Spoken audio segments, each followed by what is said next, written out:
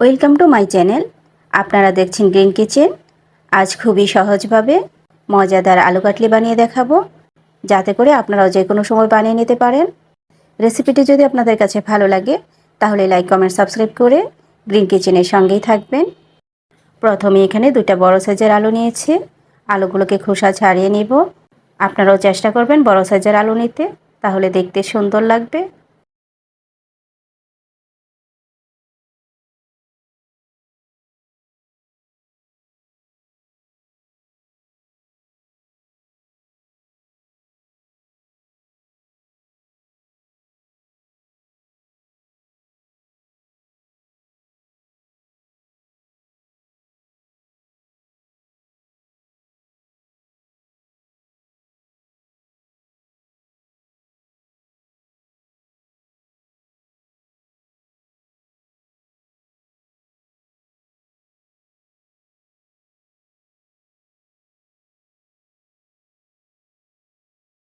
আলুগুলোর খোসা ছাড়িয়ে নিয়েছি। এখন গোল করে কেটে নিব।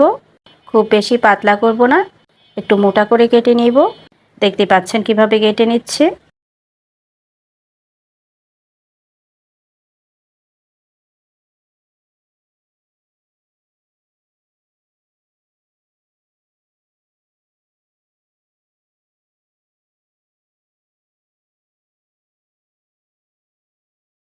আলুগুলোকে কেটে নিয়েছি, এখন ধুয়ে নিব।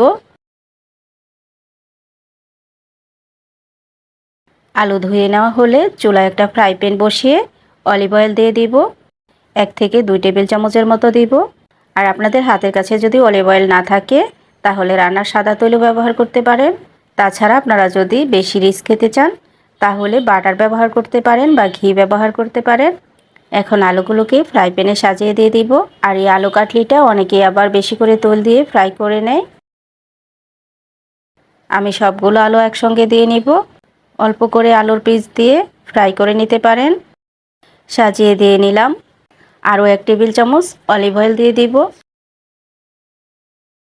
এখন প্রয়োজন মতো লবণ ছিটিয়ে দিয়ে দিব।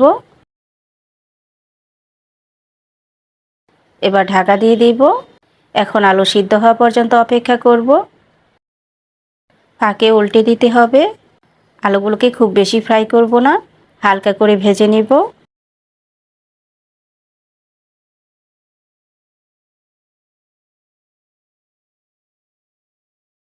আর এই আলু ভাজার ফাঁকে একটা সস রেডি করে নিব। একটা বাটিতে 2-3 টেবিল চামচ টমেটো সস নিয়ে নিব। গোলমরিচ গুঁড়া দিয়ে দিব 1/2 টেবিল চামচ। দিয়ে দিব কাঁচামরিচ কুচি, এটাও প্রয়োজন মতো দিব। এখন সব উপকরণ একসঙ্গে মিশিয়ে নিতে হবে। লবণ চেক করে দেখে নিতে হবে, কারণ টমেটো সসের মধ্যে লবণ আছে। তাছাড়া আলু ফ্রাই করার সময় লবণ দিয়েছি। এই ফাঁকে আলুগুলো সিদ্ধ হয়ে গেছে এবং হালকা ফ্রাই হয়ে গেছে। এখন রেডি করে রাখা সস দিয়ে দিব। উপরে ছড়িয়ে দিয়ে দিব। সস দিয়ে হালকা আছে কিছুক্ষণ স্ট্যান্ডিং টাইমে রেখে দিব।